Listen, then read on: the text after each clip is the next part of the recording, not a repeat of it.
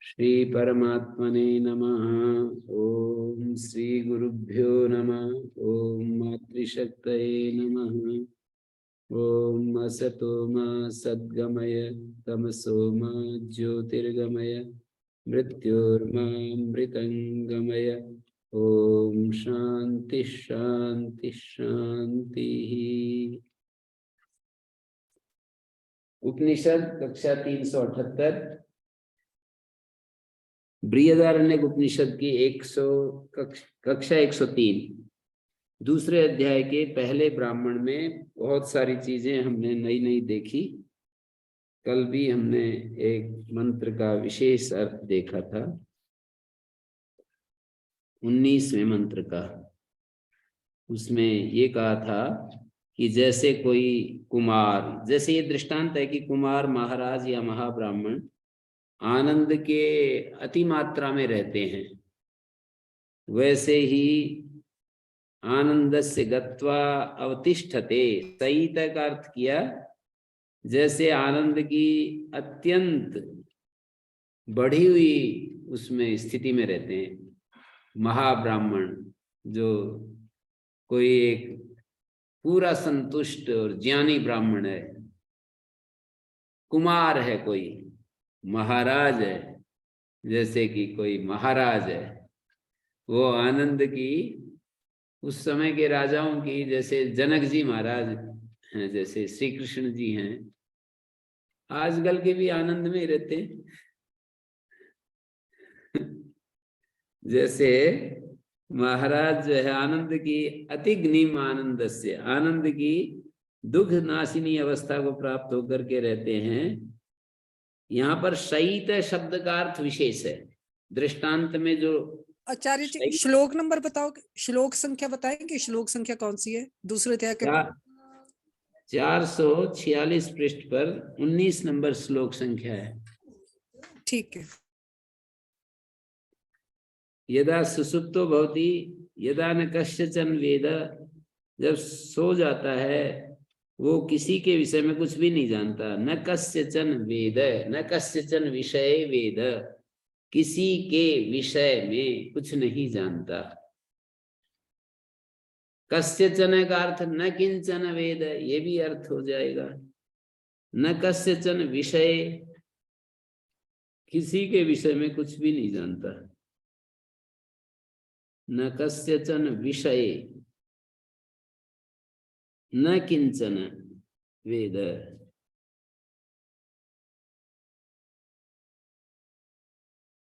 तो हितानाम नाड्याद्वा सप्तति सहस्राणि हृदयात् पुरी ततम अभिप्रतिष्ठन्ते। पुरी तत् का मतलब शरीर। यहाँ पर पुरी तत् वैसे हृदय वेष्टन को कहते हैं, पर उससे उपलक्षित शरीर को पुरी तत् कह दिया,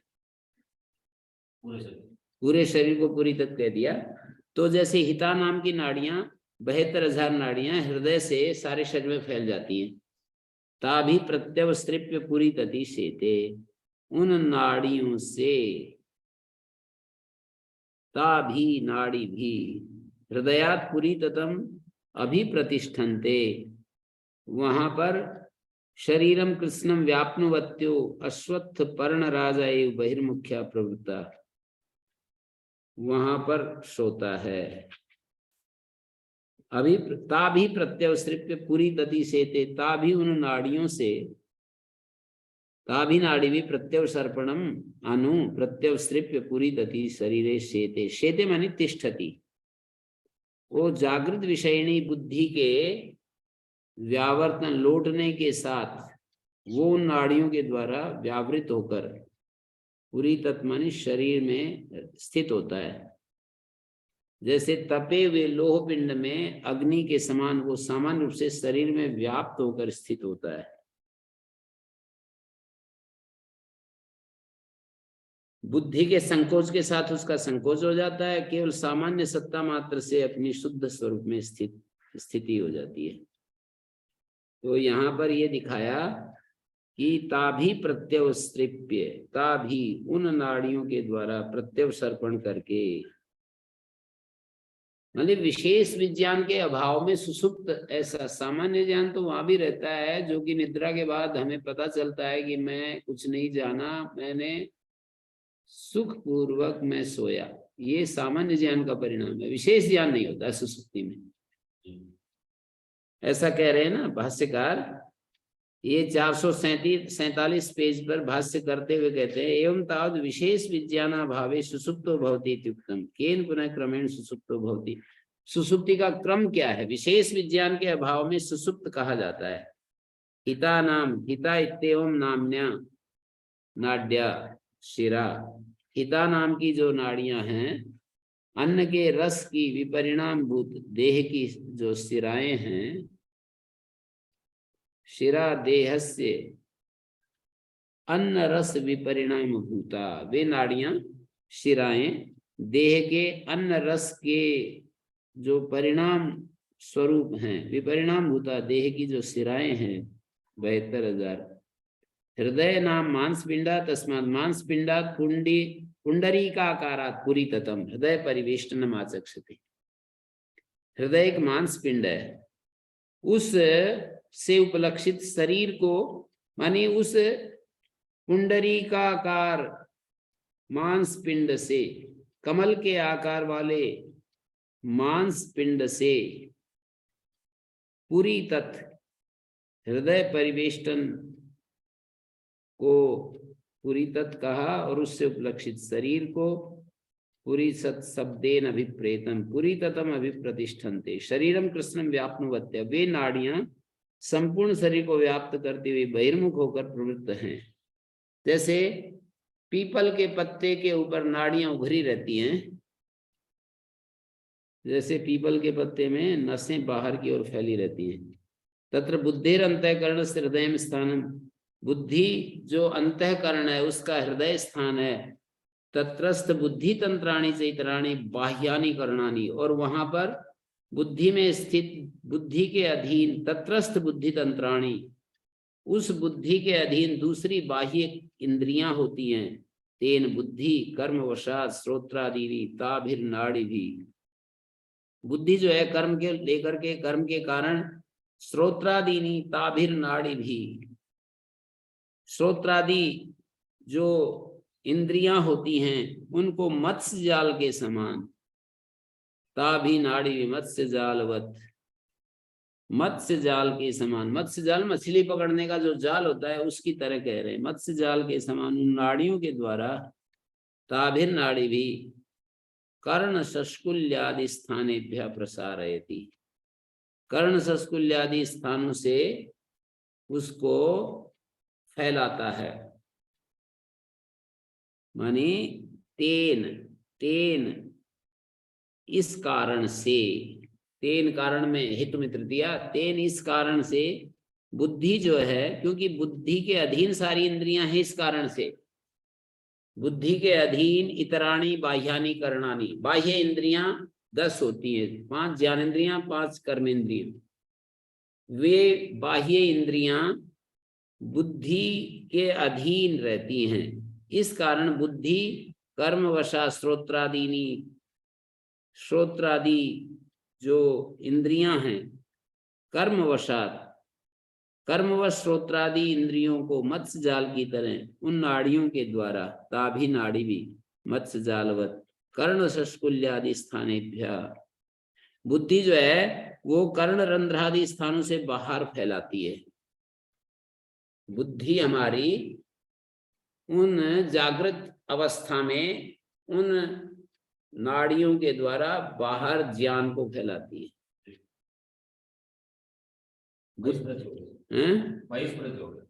बहिष्प्रज्ञ हो जाता है, जो कि मांडूक्य उपनिषद में कहा है।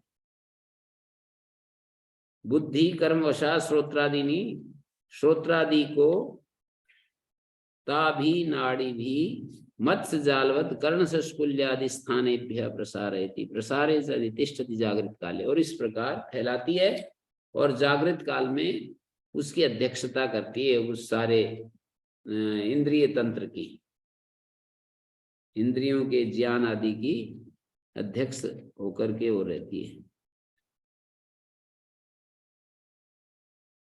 कर्ण रंध्र आदि स्थानों से बाहर फैलाती है और फिर वो जागृत काल में उनकी अध्यक्षता करती है, उनके अध्यक्ष होकर के रहती है। बुद्धि, ये जो कहा कर्म वशात, समझ रहे? बुद्धि कर्म वशात माने कर्म वशात तो या तो अपने कर्म संस्कारों के आधार पे, जैसे जो जो हमारे जिस जिसके संस्कार होते हैं, संस्कारों से जो इच्छाएं पैदा होती हैं वो इच्छाओं के कारण श्रोत्र आदि को बाहर भेजती है ना, कर्म के वासनाओं को लेकर के, जैसा होती है उसको देखने की, सुनने की, सूंघने की, चखने की, तो कर्म वशात कह दिया, कर्म संस्कार को लेकर के, और वो बुद्धि श्रोत्रादि इंद्रियों को बाहर भेजती है, प्रसार उनकी अध्यक्षता करती है। ताम विज्ञानमयो अभिव्यक्त स्वात्म चैतन्य भासतया व्याप्नोति, वो बुद्धि है ना, उसको विज्ञान में व्याप्त करके रहता है। बुद्धि के अधीन इंद्रियां रहती हैं, बुद्धि इंद्रियों को बाहर भेजती है, उस बुद्धि को विज्ञान में व्याप्त करके रहता है। उधर सबसे पहले विज्ञान में के बाद बुद्धि, बुद्धि के बाद बाह्य इंद्रियां विषयों में जाती हैं अपने कर्म संस्कार के। तो ये विज्ञान में तो इंडिविजुअल तो नहीं हुआ, निश्चित तो नहीं हो सकता हैं?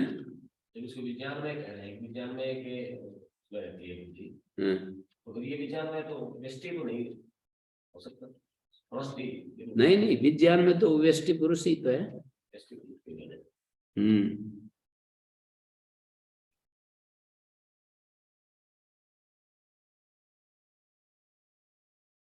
ओम गुरुजी, यहाँ विज्ञान में को ये जो शुद्ध आत्मा कह रहे हैं, क्या कैसे कह रहे हैं विज्ञान? वो जो जीव होता है ना हमारे भीतर, जो वो शरीर आदि से अलग है ना, उसको विज्ञान में कहते हैं। एक सोपाधिक है, वो तो हो गया जैसे आंख उपाधि, ये शरीर का अभिमानी नहीं होगा। जो आंख में पुरुष है ना, वो पूरे शरीर का अभिमानी। कान में जो पुरुष है पूरे शरीर का अभिमानी नहीं होगा। नासिका में, त्वचा में, और हमारे हृदय में, हमारी बुद्धि का जो एक वो है, बुद्धि में भी चैतन्यमय है ना, दिखाया वो आत्मनि 13वें मंत्र में पीछे। और जो हमारे हर चीज में, एक एक में जो चैतन्य उपाधि से युक्त जो चीजें दिखाई दे रही है ना हमारे को, तो वो संघात का उसको विज्ञान में नहीं कह रहे। वो जो संघात का मालिक है वो इस सारे शरीर से अलग है। नहीं, वो सोपाधिक है पर सारे शरीर से अलग है, अंतःकरण से भी अलग है। अंतःकरण से भी वो अलग है, कारण से भी अलग है। निरुपाधिक चैतन्य तो है वो सोपाधिक रूप में, यही तो बार बार बात आती है। नहीं, निरुपाधिक ही यहाँ अलग चैतन्य के रूप में उपस्थित है। वो तो प्रतीत हमारे को ये हो रहा है कि वो अब उपाधि से संपृक्त है। प्रतीति ऐसी अज्ञान अवस्था में, उस प्रतीति में भी वो बिल्कुल अलग ही है। नहीं, मैं ये कहना चाह रहा हूँ, मेरी बात आप ध्यान नहीं दी। मैं ये कह रहा हूँ कि उस उपाधि में भी वो असंपृक्त ही रहता है। ये नहीं कि वो उपाधि में आने से वो कैद हो गया। नित्य शुद्ध बुद्ध मुक्त उसका स्वरूप है, वो बना रहता है उपाधि में भी। तो इसलिए उसको कहते हैं निरुपाधिक जो चैतन्य है। जब हम साधना करते हैं, मेरे को इच्छा है कि मैं मोक्ष को प्राप्त करूं, ये कथन, ये जो बात है, ये तो सोपाधिक हमारे जीव की ही है। लेकिन उस सोपाधिक जीव के अंदर जो चैतन्य अंश है, तभी तो तत्वमसि की व्याख्या होगी, नहीं तो हो ही नहीं सकती है कभी भी। तत्वमसि की व्याख्या जो कही है कि ऐतद आत्ममिदं सर्वम तत्सत्यम स आत्मा तत्वमसि श्वेत के, तो इसकी और कोई व्याख्या ही नहीं हो सकती है। नहीं तो ऐसे अगर निरुपाधिक में निश्चित चैतन्य सोपाधिक चैतन्य को यदि हम निरुपाधिक कहेंगे तो वो तो कहीं भी है, फिर वो इंद्रियों में भी वही है। और नहीं, वो तो ठीक है, पर वहां वो जीव के रूप में नहीं है। आंख में जो पुरुष है वो जीव के रूप, विज्ञान में नहीं। एक मैं पूछना चाह रहा हूँ कि जीव के रूप में कहते हैं फिर वो सोपाधिक हो जाएगा। सोपाधिक होते हुए भी मैं ये कहना चाह रहा हूँ, एक विशेषण होता है, एक उपाधि होती है। विशेषण और उपाधि में अंतर है। विशेषण संयुक्त रहता है, उपाधि उसमें बताने के लिए है केवल। जैसे कर्ण सस्कुल्यवच्छन्न नभः श्रोत्रम, श्रोत्र इंद्रिय क्या है, तार्किक लोग ये बताते हैं कर्ण सस्कुली है ना, ये जो हमारी कान का जो घेरा है, इससे अवच्छिन्न जो आकाश है वो श्रोत्र है। कर्ण श्रोत्र इंद्रिय में उपाधि का उपयोग है, पर उपाधि उससे युक्त नहीं। विशेषण हमेशा विशेष के साथ संगत रहता है, युक्त रहता है। उपाधि विशेषण में, उपाधि भी विशेषण का ही रोल अदा करती है, लेकिन उपाधि उपहित में संबद्ध नहीं रहती। विशेषण उपहित में संबद्ध रहता है, विशेष में संबद्ध रहता है। उपाधि और विशेषण में ये अंतर है कि विशेषण हमेशा, देखो उपलक्षण, विशेषण और उपाधि तीन एक भेदक होती है, व्यावर्तक होती है। उपलक्षण भी व्यावर्तक होता है। मैं यूं कहूं काकेभ्यो दधिरक्षताम काकवत देवदत्तस्य गृहम, ये उपलक्षण है। काकवत देवदत्तस्य गृहम, काक वाला देवदत्त का घर है, ये उपलक्षण है। किसका? नहीं, काक वाला देवदत्त का घर है। काक वाला जो मैंने कहा ये उपलक्षण है, उसके साथ कोई और ऊंची चीज, उसके साथ कोई मयूर बैठा है, मतलब कोई और एक शाखा ऊपर उठी हुई है, उसमें जो कोई एक वो है कोई किसी प्रकार का और कोई चिन्ह मैंने पकड़ा।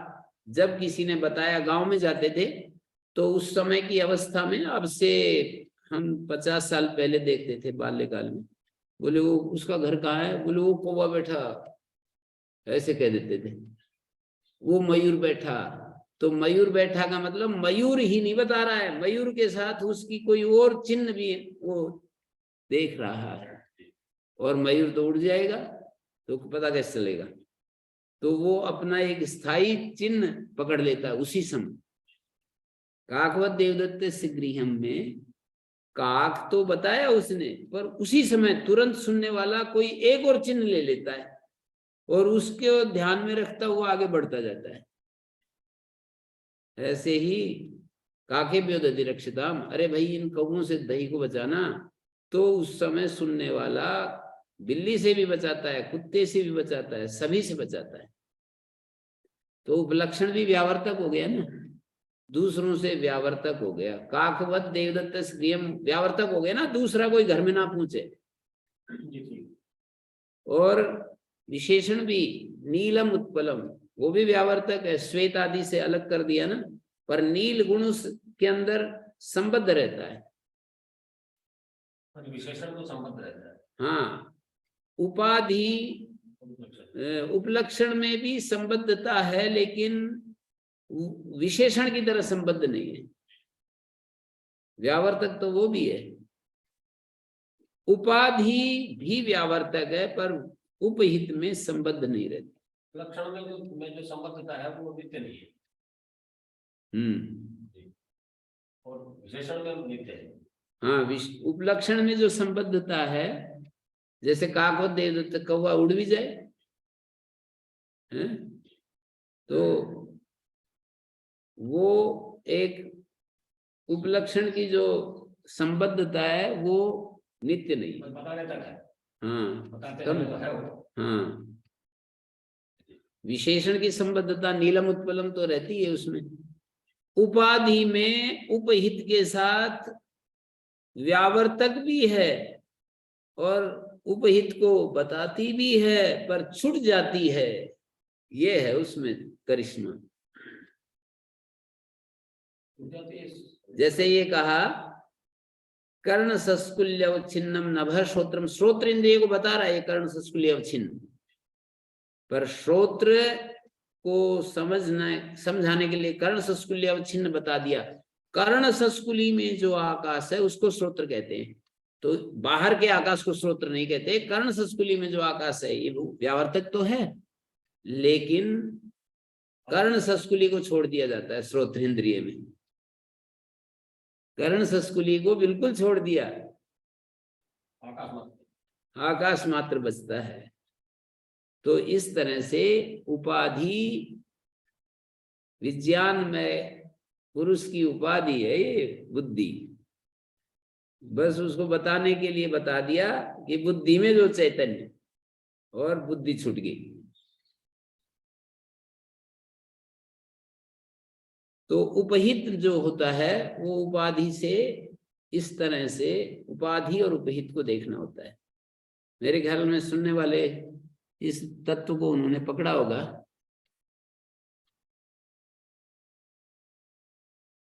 उपाधि क्या है, उपहित क्या है? उपाधि में उपहित होता है, उपाधि छूट जाती है।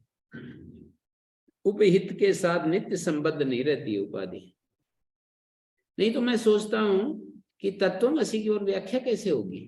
तुम वही हो। तुम का मतलब इस शरीर को थोड़ी कह रहे हैं। तुम का मतलब तुम्हारे शरीर और अंतःकरण में जो चैतन्य है वो वही है जिसको कि हम ब्रह्म कहते हैं, जिसको हम शुद्ध आत्मा कहते हैं। तो तुम वही हो तो यही होगा। तो ये विज्ञान, हाँ जी, उपाधि का सिंपल एग्जांपल तो शरीर है ना। शरीर, शरीर ये उपाधि है। हाँ शरीर उपाधि है। इसके अंदर जो आत्मा जो निकल जाता है वो एक्चुअल चैतन्य है। शरीर उपाधि है, शरीर उपाधि के भीतर बुद्धि उपाधि है, बुद्धि उपाधि के भीतर है ना वो चैतन्य।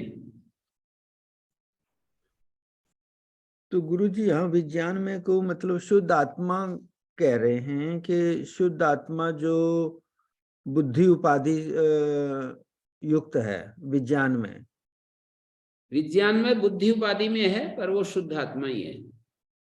ये जो हमारे बुद्धि की रचना को बनाने वाला जो चैतन्य है वो तो पीछे आ चुका है 13वें मंत्र में। बुद्धि जिससे काम कर रही है, बुद्धि रूपी यंत्र में भी एक चैतन्य है ना। जैसे हृदय होता है वो खून में लथपथ रहता है, लेकिन हृदय को जीवित रखने वाला खून एक अलग है। कोरोनरी आर्टरीज जो है वहां पर उनसे खून सप्लाई हो रहा है। हृदय विद्युत ट्रांसफार्मर विद्युत को सप्लाई तो करता है और लेकिन वो उसके ट्रांसफार्मर का जो काम करता है उसमें भी विद्युत खर्च होती है वो अलग से। हाँ उसमें भी होती होगी। बिल्कुल ट्रांसफार्मर होता है ना जी, एक खंबा होता है जो बिजली घर में देखते हैं। भारी टेंशन जो तो वो जो ट्रांसफार्मर आगे बिजली भेजता है, लेकिन उस ट्रांसफार्मर के अंदर भी तो एक संचालन में भी तो बिजली कुछ पावर खर्च होती है निश्चित रूप से। और ये हृदय वाला भी उदाहरण बिल्कुल सही है जी कि हृदय सारे शरीर में खून भेजता है, खून में लथपथ रहता है, लेकिन उसको जीवित रखने के लिए एक अलग नस नाड़ियां इसमें सप्लाई करती है। उसके अंदर भी कोई सिस्टम बना हुआ है जो उसको सप्लाई करता है। हाँ जिससे वो काम करता है। हाँ वो काम करता है। और जब वो डॉक्टर साहब बताते थे, डॉक्टर पाल की उसमें जब वो होता है ना दौरा पड़ता है या ब्लॉकेज होता है तो वो सप्लाई बंद हो जाती है। फिर वो तड़फता है कि मेरे को खून चाहिए, मेरे को खून चाहिए, तड़फने लगता है वो हृदय। ब्लॉकेज हो जाता है ना, तो वो खून जिस नाड़ी से जाता है इसको खून देने के लिए ना, वो ब्लॉकेज हो जाता है तो वो खून के अभाव में तड़फने लगता है। और यदि ना मिले थोड़ी देर तो डेड हो जाता है। तो प्राणायाम के द्वारा स्वामी जी महाराज जो ये करवाते हैं, इसमें वो नस नाड़ियों को खोलने के लिए करवाते हैं, ब्लॉकेज को खोलने के लिए। तो गुरुजी जो चक्षु में पुरुष है हाँ जी, वो भी तो मतलब एक शुद्ध आत्मा ही तो है गुरुजी। अब उसको, उस पुरुष को हम अलग देख रहे हैं। तो वो खून भी तो शुद्ध ही खून है ना, सारे शरीर वाला ही खून वहां है जो हृदय को सप्लाई हो रहा है, वो कहाँ से अलग से आएगा। पर हृदय का जो खून है जी जी। उसको हम एक अलग से देख रहे हैं कि ये हृदय में स्थित जो हृदय का संचालन करने के लिए खून है, वो ना मिले तो ये जो है क्या हो जाएगा, हृदय ही मर जाएगा, हृदय काम करना बंद। ट्रांसफार्मर को बिजली न मिले तो ट्रांसफार्मर ही आगे सप्लाई कैसे करेगा? हाई टेंशन से लो टेंशन में जो आगे भेजता है, 11,000 वोल्टेज की बिजली को 444 में मान लो आगे सप्लाई कर रहा है, तो वो और लाखों से उसको वोल्टेज कम करने में भी बिजली खर्च हो रही है, उसको वोल्टेज कम करने के लिए बिजली खर्च हो रही है, आगे भी सप्लाई कर रहा है और अपनी बिजली भी लेता जा रहा है, अलग से देनी पड़ती है उसको बिजली, उसमें से नहीं लेता। वो अपने आप में जो क्षमता है अच्छा मैग्नेटिक फील्ड से वो अपने आप में अच्छा, अलग से सप्लाई नहीं करनी पड़ती, यहाँ तो हृदय में तो करनी पड़ती।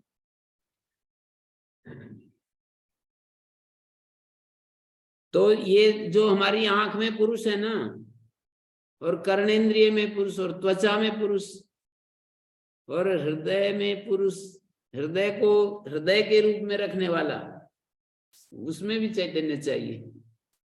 और के लिए अलग अलग बता रहे, चैतन्य तो एक ही है, समझाने के लिए अलग अलग बता रहे। हाँ, पर वो उसका अभिमानी नहीं ना शरीर का, ये भी तो विशेषता है। अभिमानी तो गुरु जी फिर वही आ गई, अभिमानी तो कोई कोई उपाधि हो सकती है, अभिमानी शुद्ध चैतन्य तो बन सकता है। नहीं वो तो ठीक है, पर आप थोड़ा ध्यान करके देखेंगे तो पता लगेगा कि ये जो आंख में पुरुष है, ये इसको अभिमान नहीं है, इस पूरे इसका आंख तक ही है वो सीमित। इसका जो इसकी जो उपाधि है, जो भी कोई उपाधि है, पूरी है या जो भी है, उस उपाधि में जिस पुरुष को कहा जा रहा है वो भी एक उपाधि ही है एक प्रकार की। तो इसमें नहीं वो उस चैतन्य को ये आभास नहीं हो रहा है कि मैं इस शरीर का मालिक हूँ, उसके पास वो अंतःकरण नहीं है ना, उसके पास वो अंतःकरण नहीं है। तो बुद्धि में जो चैतन्य उसको भी नहीं हो रहा है। बुद्धि जिससे जीवित है ना, जिस चैतन्य से बुद्धि फंक्शन कर रही है, उसको भी नहीं हो रहा है कि मैं इस शरीर का मालिक। ये विशेष बात है ना समझने की। संघात में भी ये जो पता लग रहा है, और मन को मन बनाने वाला जो चैतन्य है ना, उसको पूरे शरीर के साथ कुछ लेना देना नहीं। लेकिन शरीर ये मुझे इसको कहने में ये मैं कैसे समझाऊं, पर मेरे को आइडिया मिल गया कि ये जो मन को मन बनाने वाला जो चैतन्य है, वो इस कार्यकरण संघात का मालिक नहीं है। मन को मन बनाने वाले इसका जो अभिमानी देव है, जो देवता है, उसके पास वो उपकरण नहीं है जो संघात में। हाँ तो वो कुछ भी है, पर उसको यूं ही कह रहे हैं ना कि ये जो पुरुष है, ये जो पुरुष है, तो बाद में कहा कि यही एतावत ब्रह्म, बोले हाँ इतना ही ब्रह्म जानता हूँ, तो बोले इतने से तो ब्रह्म का बोध नहीं होता।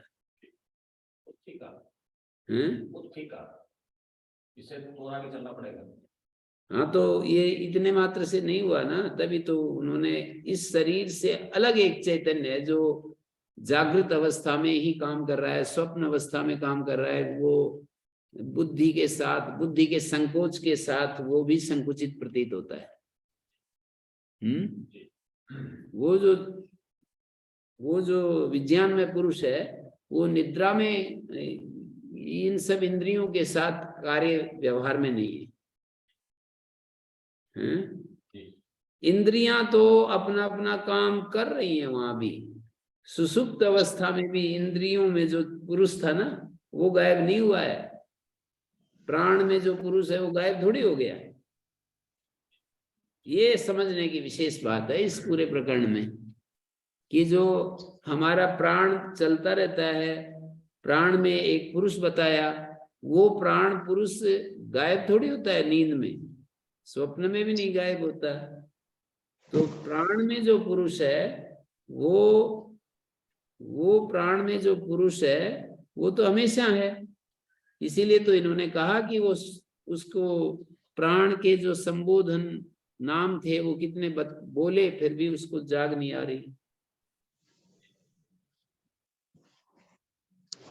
ओम आचार्य जी। हाँ जी।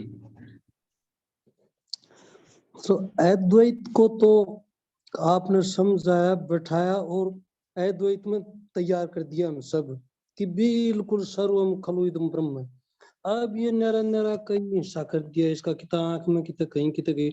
ये जो है ना जी, वैसे शब्द से तो समझ में आ गया जी बिल्कुल एकदम से कि क्या कहना चाह रहे हैं, परंतु ये समझ में नहीं आता कि भाई चैतन्य बिना ये न्यारे न्यारे पुरुष कैसे होंगे। दिक्कत ये है जी, बिना चैतन्यता के, और उसी को एक माने तो फिर बाद में वो सर्वम खलु इदम ब्रह्म वाली बात है जी।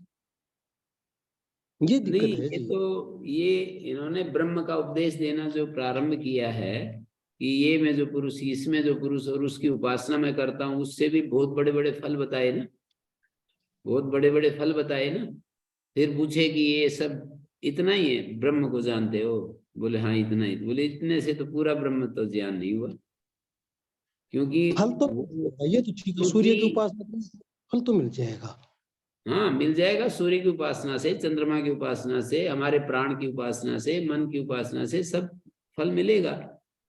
पर ये समझने की बात ये है कि ये जितने भी घटक हैं हमारे शरीर के भीतर या सृष्टि के अंदर, वो उसी उसी घटक को जीवित रख रहे हैं। उस चैतन्य के सहारे वो घटक जीवित है।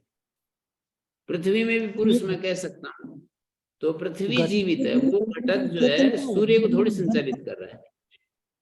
और ये जो घटना है ये सीमित शक्ति है और इनका सीमित क्षेत्र है। इसीलिए देवता कहते हैं इनको, इनको देवता कहते हैं। देवता कौन है? उस ईश्वर ने इनको पावर दे रखी है, पावर डेलीगेशन कर रखा है। एक सीमा में। हाँ, एक सीमा में पावर डेलीगेशन का मतलब तुम ये काम करो, तुम ये काम संभालो।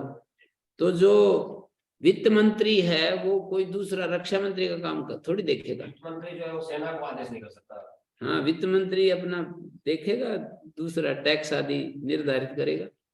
सेना को आदेश के लिए रक्षा मंत्री है, और आंतरिक शांति बनाने के लिए, किसी को बड़ाई करने के लिए, पद्म पुरस्कार देने के लिए गृह मंत्रालय है। सबको भी किसी नीति विशेष पर चलाने के लिए प्रधानमंत्री चाहिए। हाँ, सबको अपना नियंत्रण करने के लिए प्रधानमंत्री है ना। ये तो जो ऐसे ही। ओम आचार्य जी, क्षमा हाँ जी। चाहूंगा, बोल पढ़ता हूँ। ये जिनको पावर दे रखी है ये तो सब चैतन्य है। अब सूर्य को जो पावर दे रखी है तो उसमें अलग चेतन माने या वही माने तो सर्वों खलु इदम ब्रह्म वाली बात ठीक है, और अलग माने तो दो चेतन। दिक्कत यहाँ पर है जी। दो तो नहीं बता रहे, मैं तो यही कह रहा हूँ, दो कहाँ है? पावर दे रखी है वो एक ईश्वर नामक। ये जो व्यवहार में तो इस तरह अनंत चैतन्य है ही, को हम मना करते हैं अद्वैत। नहीं जी, सूर्य आदि की बात कर रहा हूँ जी मैं, वहां पर इनके पास वहां अलग पर भी अलग। ये अद्वैत कहाँ मना करता है? ये कहता है सब जगह एक ही चैतन्य है, पर वो उस घटक में, उस दायरे में उसकी एक अलग क्रिया प्रणाली है। उस घटक में वो जो उपाधि है उसकी अपनी विशेषता है। हाँ, चैतन्य तो वही है। चैतन्य अलग नहीं है ना। सूर्य में, चंद्रमा में, प्राण में, जल में चैतन्य का अलग बता रहे हैं, पर वो उपाधि में जो क्रिया हो रही है ना, उस चैतन्य, चैतन्य तो एक ही है। चैतन्य की बात नहीं करता, वो तो फिर पुरुष की बात करता है, और पुरुष में तो वो सब मतलब स्वाभाविक पुरुष है। नहीं, ऐसे तो मत कहो, चैतन्य की बात नहीं कर रहा है, पुरुष की बात कर रहा है। ऐसे तो सही उपाधि की बात करता है। हाँ, तो वो एक पुरुष जो है ना उसको अलग करके नहीं देख रहा है। कब वो आंख में जो व्यवस्था चल रही है ना, कान में जो व्यवस्था चल रही है, उसको मैं ब्रह्म के रूप में देखता हूँ। ये एक ब्रह्म है और इसको मैं उपासना करता हूँ, उससे मुझे फल मिलता है। वो कहता है मैं भी करता हूँ, मुझे भी मिलता है। अजात शत्रु जो है समर्थन कर रहा है कि इसको मैं ब्रह्म मानता हूँ, बोले मैं भी मानता हूँ। तो मन में, विद्युत में, हमारी त्वचा में, हृदय में, इन सब में ये जो घटक हैं इनकी व्यवस्था के लिए चैतन्य चाहिए, ज्ञान की एक प्रणाली चाहिए। ज्ञान के बिना ये कैसे काम करेंगे? न्यूटन का भी वचन है ना कि इस सृष्टि में ज्ञान की अथाह शक्ति काम कर रही है।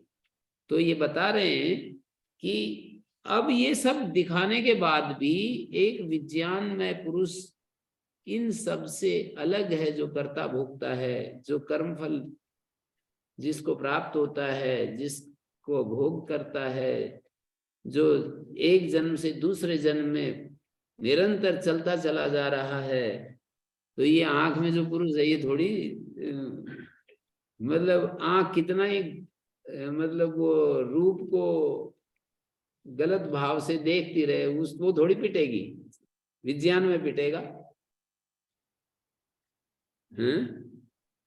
आंख का क्या बिगड़ना है अपने विज्ञान में। वाणी कहते हैं ना, वाणी तो बोल जाती है, सिर पिटता रहता है। वाणी तो अपने बोल दिया और सिर के ऊपर चोट पड़ती है, तो ऐसा होता रहता है। तो विज्ञान में जो है ना, उसकी जिम्मेदारी है, जो कुछ भी अच्छा बुरा घटित होता है उसको जो फल मिलता है। विज्ञान में को सिद्ध करना चाह रहे हैं कि विज्ञान में इस कार्यकरण संघात से अलग है।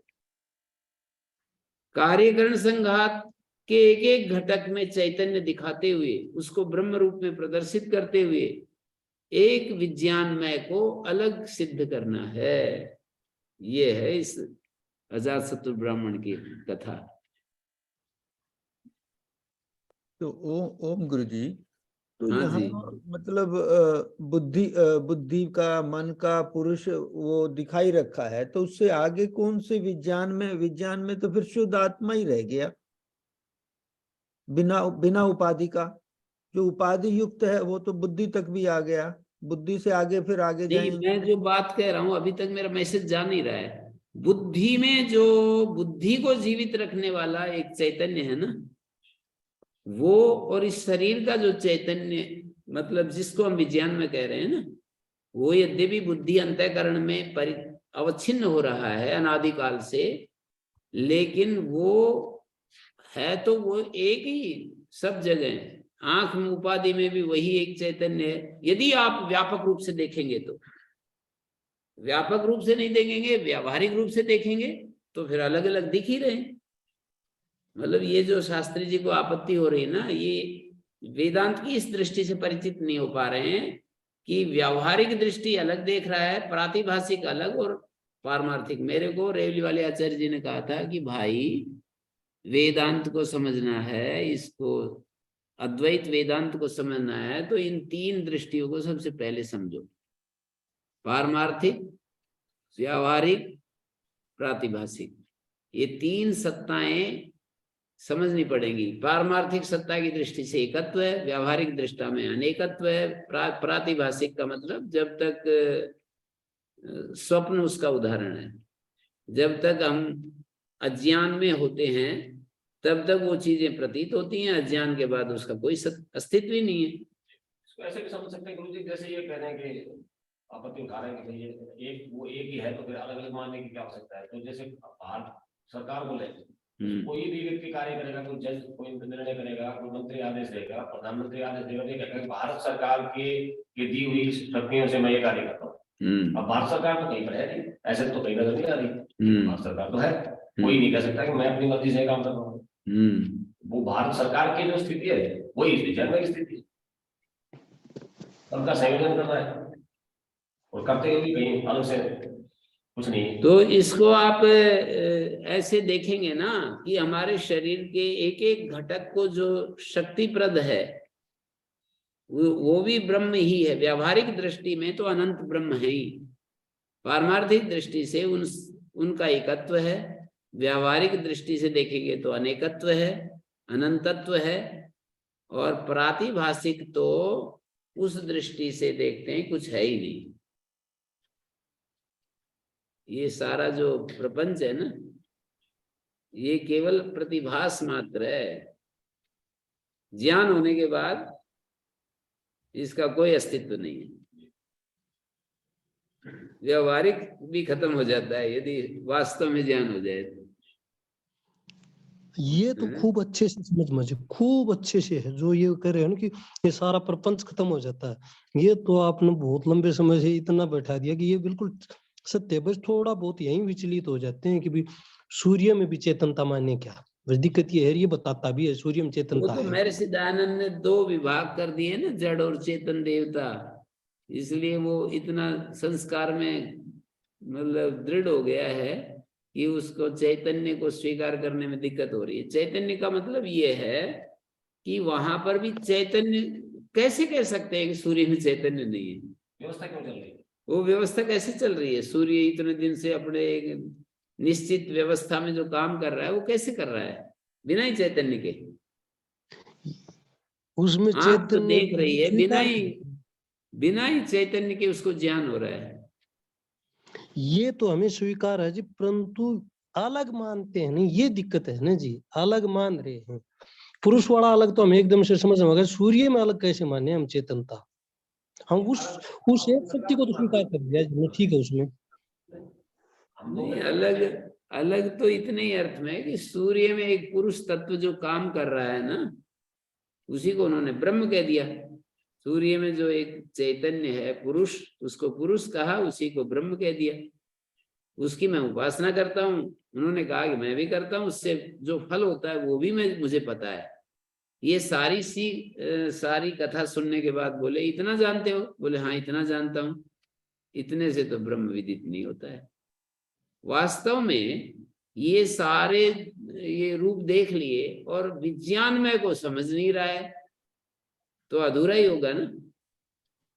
और विज्ञान में समझने से पूरा कैसे हो गया? विज्ञान में तो जीव है, तो बोले जीव और ब्रह्म कोई अलग थोड़ी है। ये जो जीव है हमारा, जो इस कार्यकरण संघात में जो इसका मुखिया है, मालिक है, इसका जो कर्ता भोक्ता है, कर्ता धर्ता भोक्ता है ना, वही तो शुद्ध चैतन्य के रूप में मौजूद है यहाँ पर। वही अनादिकाल से इस अंतःकरण में कैद हो रहा है। अनादिकाल से इस अंतःकरण की मुक्ति से ही उसकी मुक्ति संभव है।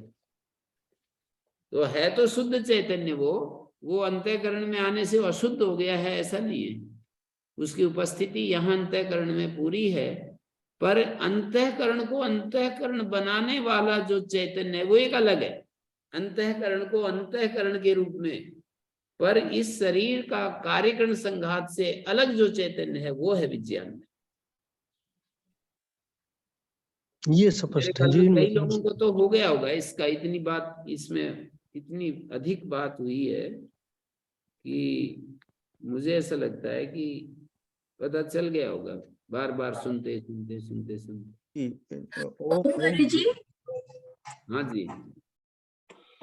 मैं अभी पूछने ही वाली थी कि ये जो कार्यकारण संघात है, ये शरीर छूटने के बाद ये जो अलग अलग ब्रह्म की नाएं हैं, उनका क्या होगा? तो मैंने ब्रह्म तो ब्रह्म में विलीन हो जाएगा, लेकिन ये जो अभी आपने कहा कि अंतःकरण के मोक्ष के साथ ही आत्मा का मोक्ष संभव है, ऐसे कुछ अभी आपने कहा, तो ये जो है इस बात को हाँ, आप अंतःकरण का मोक्ष हो, मतलब अंतःकरण का जब विलय होगा, अंतःकरण जब अपने कारण में विलय होगा, तभी आत्मा तो अभी भी मुक्त है, ऐसी कोई बात नहीं। लेकिन जिस परम मुक्ति की बात कही जाती है ना, कि अब जन्म श्रृंखला टूट गई, तो वो अंतःकरण के विलय के साथ समाप्त होगा। अंतःकरण जब विलय होगा, तब ये जन्म मरण की श्रृंखला का अंत होगा। आत्मा तो अभी भी, आत्मा पर क्या दिक्कत आ रही है? आत्मा तो अंतःकरण रूपी दर्पण में दिखाई देने वाला प्रतिबिंब है। बिंब तो सदा वैसा ही है, बिंब पे तो दर्पण नहीं रहा, प्रतिबिंब जो है वो अपने आप को अच्छा बुरा समझ रहा है, बिंब की समझ रहा है। जब उसमें अविद्या रूपी पीछे का वो कोट हट जाएगा तो वो दर्पण अव्यक्त हो जाएगा। आत्मा तो पहले से ही मुक्त है। आत्मा तो मुक्त है अभी भी। ये सांख्य बार बार कहता है ना कि न नित्य शुद्ध बुद्ध मुक्त स्वभावस्तद्योगस्तद्योगाद, एक सूत्र में असंगो ही है पुरुष। पुरुष को असंग बताते हैं, नित्य शुद्ध बुद्ध मुक्त स्वभाव बताते हैं। तो आत्मा की ये स्थिति अभी भी है, लेकिन ये जो जन्म मरण की श्रृंखला में से, जो ये दुखों में से, जो नरक में से गुजरना पड़ रहा है ना इस हमारे व्यक्तित्व को, ये इसकी मुक्ति कब होगी? तो कहते हैं ये तो सारी अविद्या समाप्त होगी, अंतःकरण विलय होगा, तब होगी। रूपी प्रतिबिंब ने ही अपने आप को चैतन्य मान रखा है। कि मैं ही हूँ सब कुछ। और वो कोड है उसमें, अविद्या के पीछे दर्पण पे कोड होता है पीछे, उसके बिना दर्पण कुछ नहीं है। अविद्या का कोड हटा और वो दर्पण पे व्यक्त में चला गया, अव्यक्त में चला गया। दर्पण का कोई अस्तित्व ही नहीं है बिना कोड के। तो फिर उसका काम खत्म कर देगा, उसका वो काम पूरा हुआ, जिसको भोगा पूरा कह देते हैं, वो पूरा हुआ और फर्क हो गया। आत्मा पहले से मुक्त है, आत्मा का तो मुक्त होना ही कुछ नहीं है। जो प्रतिबिंब ने अपने आप को पुरुष मानकर, हाँ, आप लोग क्या कहना चाह रहे हैं, अब बोलिए इसमें।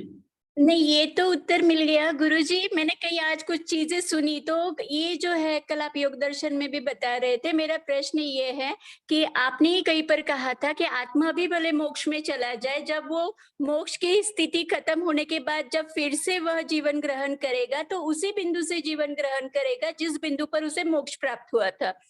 तो इसमें मैं मेरे ये मन तो में एक प्रश्न दृष्टि उठा है, था। ये तो एक दृष्टि है कि पुनः मोक्ष से फिर जीवन ग्रहण करेगा। आपसे ये ही एक सुना था दृष्टि है। गुरुजी। नहीं, ये एक दृष्टि है। दार्शनिकों में महर्षि दयानंद की यही दृष्टि है जो आप बोला अभी। संयोग का कारण अविद्या है और अविद्या समाप्त हो गई, तो फिर दोबारा वो एक दृष्टि है महर्षि दयानंद की। वो मैं उसको थोड़ी प्रतिवाद कर रहा हूँ, मैं हटा थोड़ी रहा हूँ उनको कि भाई उनकी गलत है दृष्टि। मैं तो बस रख रहा हूँ, जिसको जो लेना है ले लो।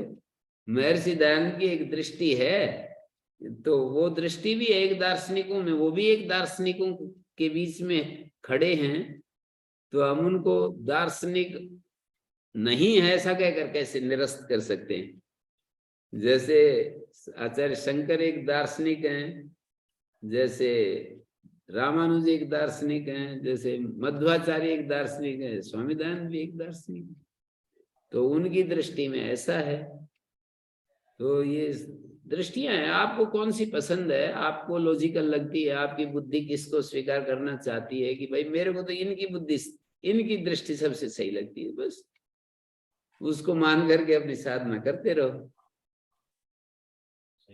जी गुरुजी, अभी तो हम आचार्य शंकर की दृष्टि को ही समझने की प्रयास कर रहे हैं ना गुरुजी। नहीं, वो बीच में दूसरी बात आ जाती है ना, नहीं, इसलिए वही ना नहीं पढ़ समीता जी, सकते। दूसरी अभी ऋषि दयानंद की दृष्टि को, यहाँ तो जो अपना विज्ञान में पुरुष की बात कर रहे हैं, जी, आचार्य शंकर की क्या दृष्टि है उसको ही समझने का कर रहे हैं गुरुजी। विज्ञान में पुरुष आचार्य शंकर का शुद्ध चैतन्य है, और वो जो शुद्ध चैतन्य होता है वो ही इस हमारे अंतःकरण में जीव के रूप में उपस्थित हो रहा है।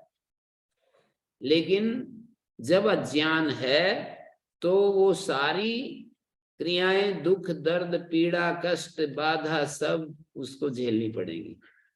विज्ञान में पुरुष तो इनको नहीं झेलता, इस कैद में भी जो झेल रहा है उसको झेलना पड़ेगा। विज्ञान में पुरुष तो दुख से सदा मुक्त है। फिर यूं कहेंगे कि फिर ये दुख मुक्ति के लिए प्रयास क्यों? दुख मुक्ति तो जिसको हो रही है वो प्रयास कर रहा है, बुद्धि को हो रही है तो वो प्रयास कर रही है। तो गुरुजी वही प्रश्न था कि विज्ञान में पुरुष को तो हम शुद्ध आत्मा ही लें, क्योंकि देखिए मन के साथ एक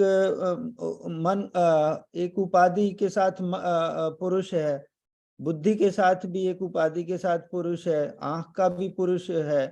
लेकिन अगर विज्ञान में भी कोई पुरुष है, वहां किसी उपाधि के साथ वो या इन सिद्धांत सब के से साथ, अलग है। उपाधि का मतलब अंतःकरण में है वो इस तरह से नहीं है कि जो अंतःकरण को चला रहा है, अंतःकरण को जीवन देने वाला वो नहीं है, अंतःकरण से भी अलग है वो।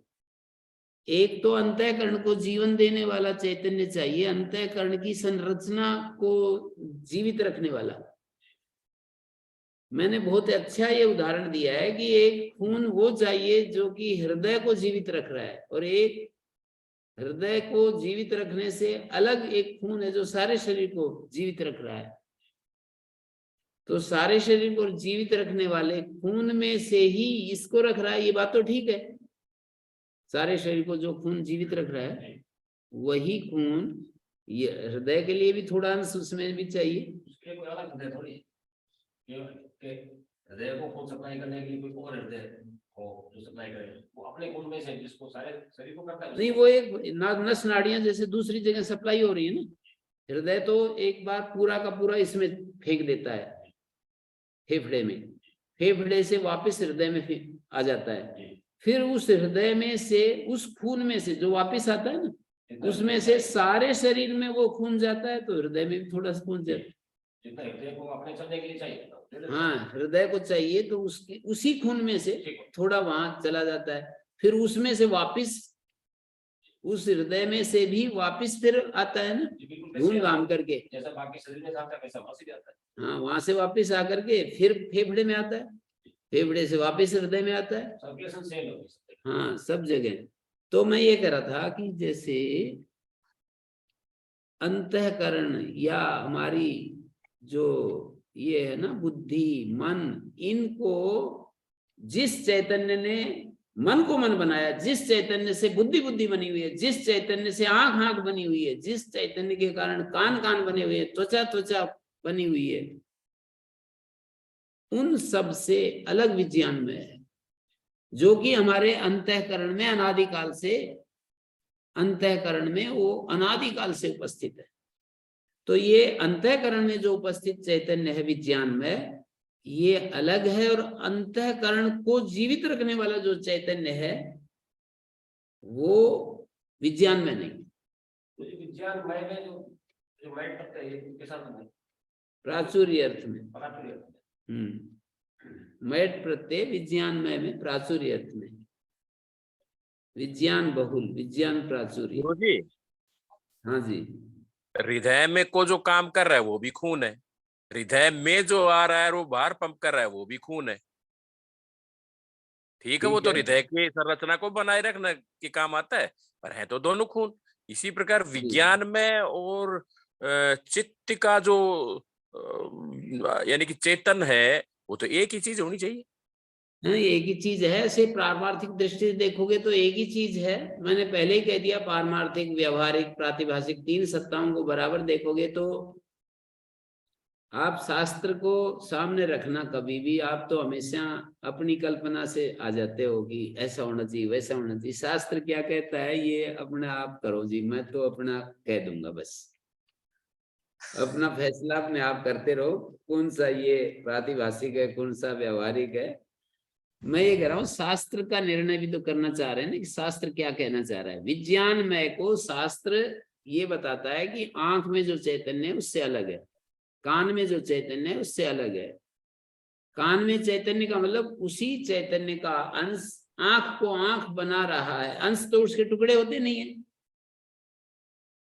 उसके टुकड़े होते नहीं है कि विज्ञान में वो जो बाहर ब्रह्म है और हमारे अंतःकरण में जो है विज्ञान में है, और ये अनंत जो घटक में काम कर रहा है, पेड़ पत्तों में भी काम कर रहा है, वृक्ष के मूल में काम कर रहा है, और हमारे अलग अलग घटक में काम कर रहा है, उसके टुकड़े होकर के यहाँ पर ऐसे ऐसे काम कर रहे हैं। ऐसे थोड़ी बता रहा हूं मैं, आगे विज्ञान में को मैं खंडित करके टुकड़ों में देख करके और मैं कहता हूँ ये ब्रह्म अलग है, ये उससे ब्रह्म अलग है, ऐसा थोड़ी कह रहा हूं मैं।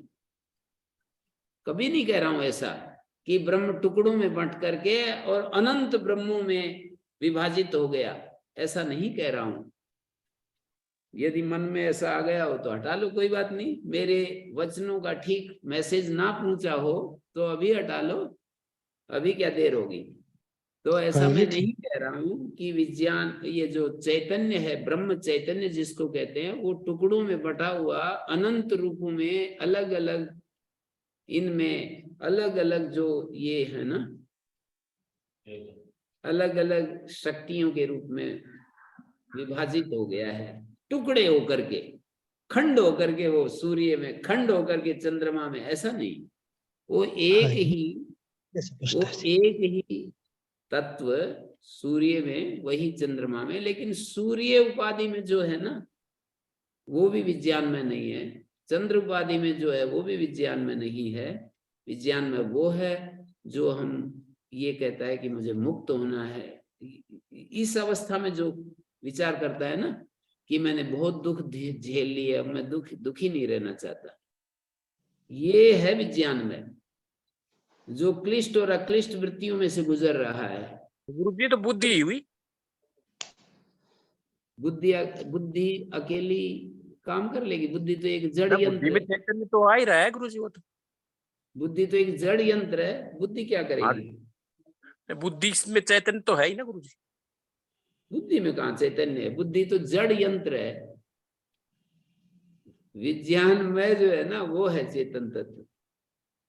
सुख दुख आदि की जो भी अनुभूति है वो पहले तो वो तो जड़ में हो सकती है, वो चैतन्य तो नहीं, चैतन्य तो जो निष्क्रिय है। नहीं, ये जो व्यवहारिक धरातल पर कुछ बात और हो रही है ना जी, तो ये जो इसको कुछ कहा जा रहा है, ये वास्तव में विज्ञान में शब्द से क्या करे तो समझ नहीं आ रहा, लेकिन विज्ञान में के स्थान जब समझ में ही नहीं आ रहा तो फिर क्या बात चलाएं? विज्ञान में किस में कह रहे हैं ये समझ में नहीं आ रहा।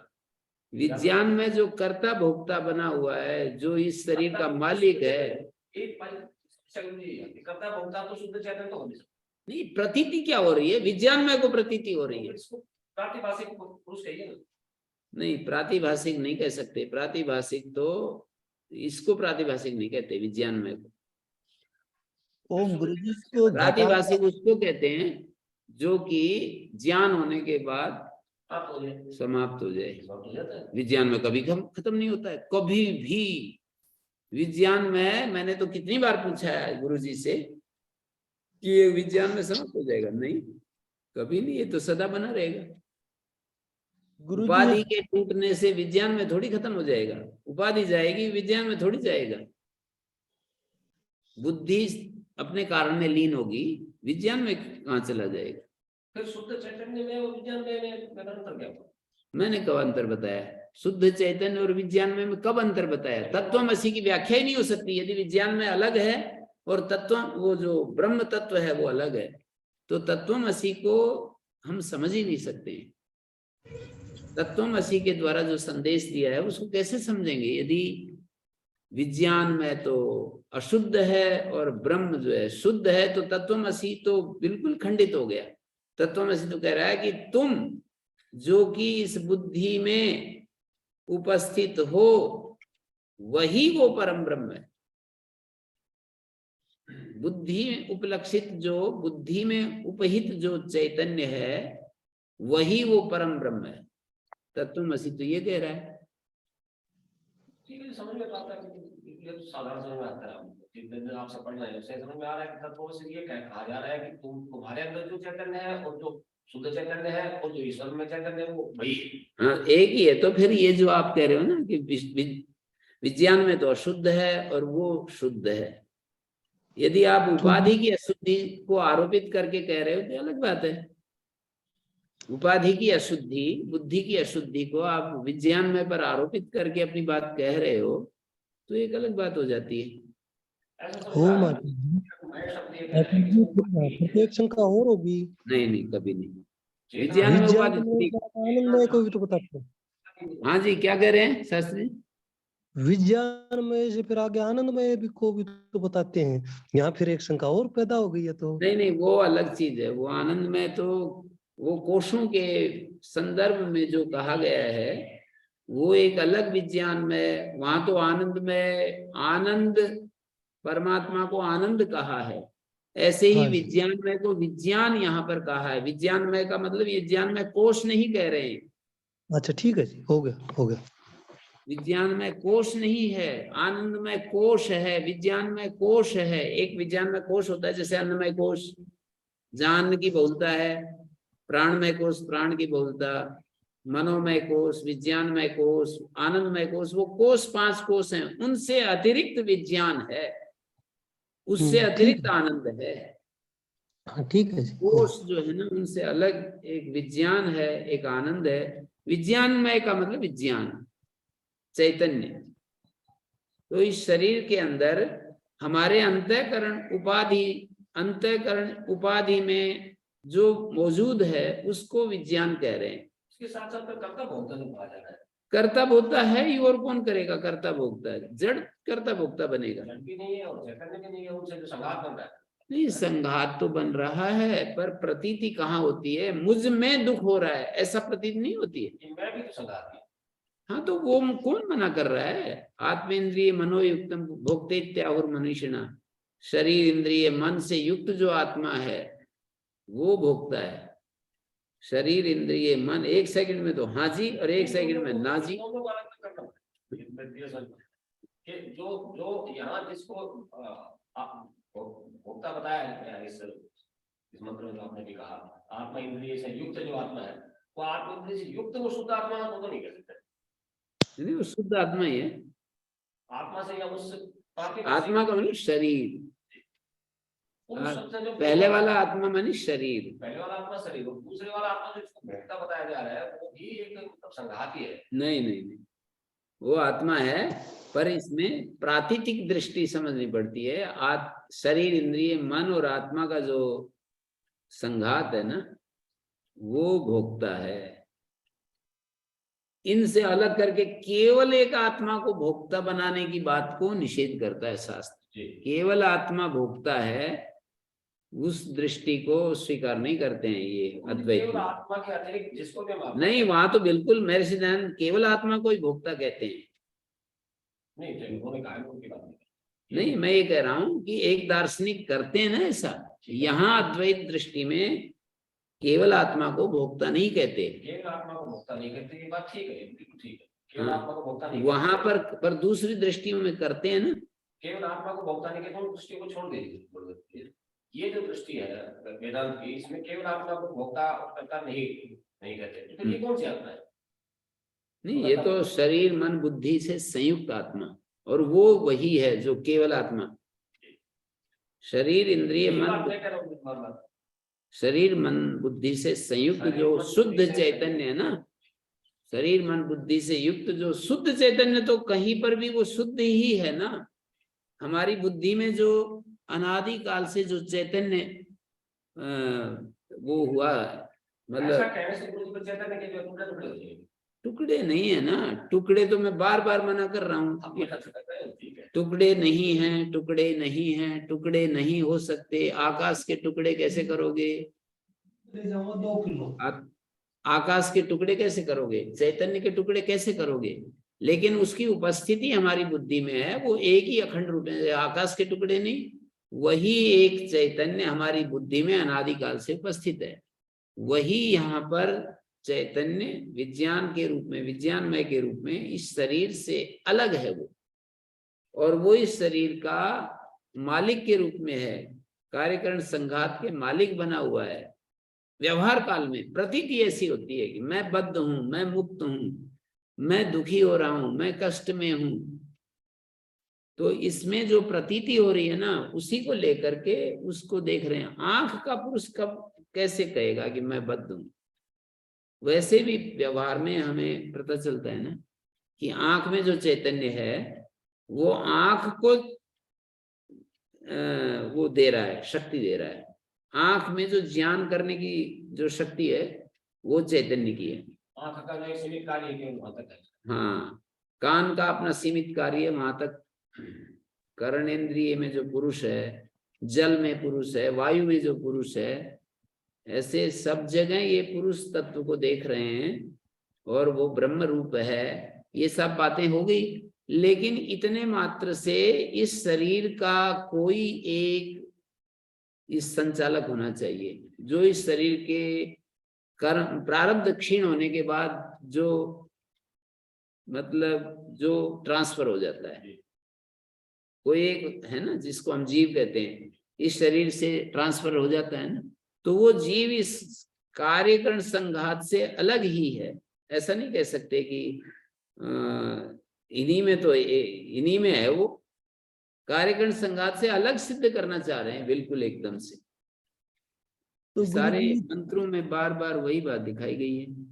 गुरुजी यहाँ पे घटाकाश की तरह नहीं कहेंगे कि विज्ञान में जैसे घटाकाश इसी तरह कार्यकरण संघात का जो घटाकाश की तरह ही कहेंगे, घटाकाश की तरह ही कहेंगे। यदि इस उदाहरण से समझ में आता है तो उसी की तरह कहेंगे। हाँ, घटाकाश की तरह तो हमें जी जी। पर वो आकाश, बाहर का आकाश और घटाकाश कोई अलग है ना? अलग तो नहीं है गुरुजी, बस एक और क्या शुद्ध अशुद्ध हो जाते हैं। और एक जगह कहा था, 3 जगह छांदोपनिषद पढ़ते समय कहा था कि जो बाहर का आकाश, शरीर का आकाश, हृदय आकाश, तीनों एक ही है। बाहर जो आकाश दिखाई देता है, शरीर में जो आकाश है और हृदय में जो आकाश है, तीनों एक ही है।